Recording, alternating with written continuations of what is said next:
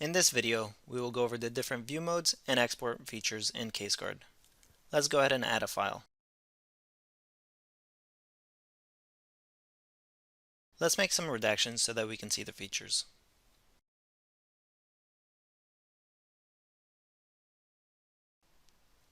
Now that we've made our redactions, we can see that there's gridded lines on our boxes. This is the edit mode, which is the default mode in CaseGuard.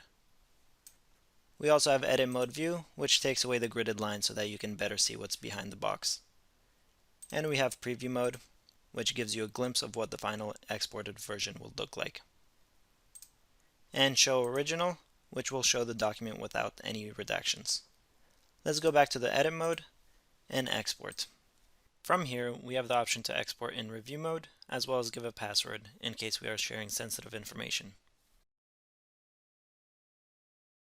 The review mode puts a gray transparent box on the selected object so that it can be reviewed before it's finalized and exported without mistakes. Let's go ahead and see this outside of CaseGuard. Here, it prompts us to give the password. Let's go back to the original and export since we don't have any more changes to make. And this is the final exported version. Looks great.